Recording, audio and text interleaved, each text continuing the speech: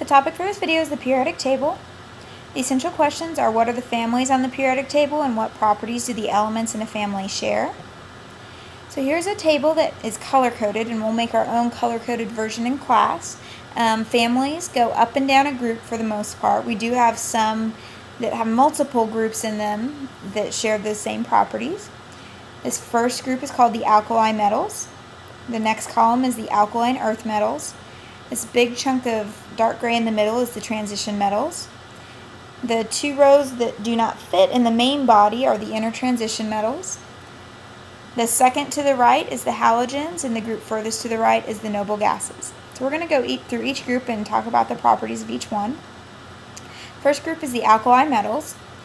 An example is sodium. So first we'll go through the electron configuration. So lithium has 1s2, 2s1.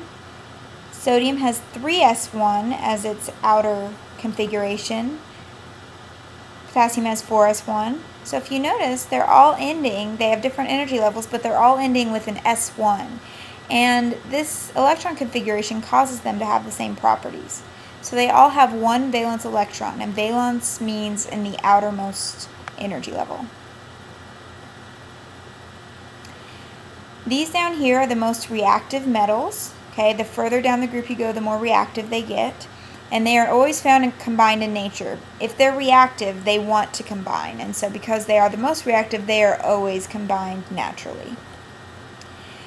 This whole group likes to react with water, producing hydrogen gas. Okay, and it can be pretty explosive. I will show you a video in class that will show you kind of how explosive they can actually be. The second group is the alkaline earth metals. Okay, some examples of that are magnesium.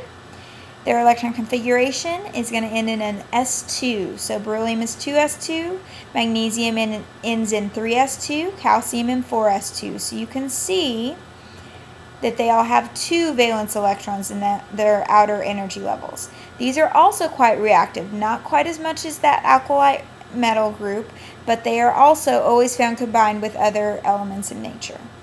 They also react with water to produce hydrogen gas, just as that first group does.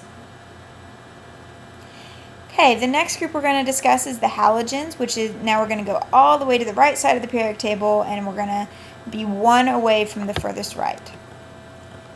Okay, these are mostly gases. We got chlorine, bromine's a liquid.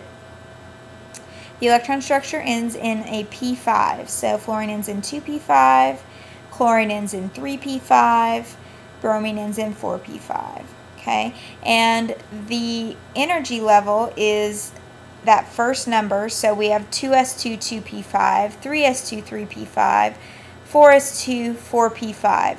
So if you count, that would be 5 and 2 on each one. That would be a total of 7 valence electrons.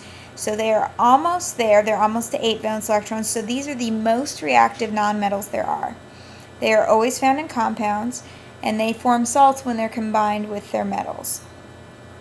For example, sodium chloride is salt, potassium iodide is a type of salt, not the salt that we actually eat. The next group, 8A, is noble gases. That is on the far right of the periodic table, okay, like neon or xenon. Okay, and they have full electron shells. So for helium, that's a 1s2. That's the exception to the rule. The rest are going to be at 8. So neon has 2s2, 2p6. Argon has 3s2, 3p6, and remember we add our exponents to get the total valence electrons, so that would be 8. They are chemically inert because they have 8, which is what they all want. That means they're unreactive, so they don't form compounds. They already have the number of electrons that they want. Having the field outer level makes them stable, so they don't tend to react. Here's some other examples. Argons are in your light bulbs. That's a picture of krypton on the far right. Okay, the transition metals. These are your typical metals that when we talk about metals in everyday life, we're talking about these. Okay, like gold or silver. Their unique property is that they form brightly colored compounds when they mix together.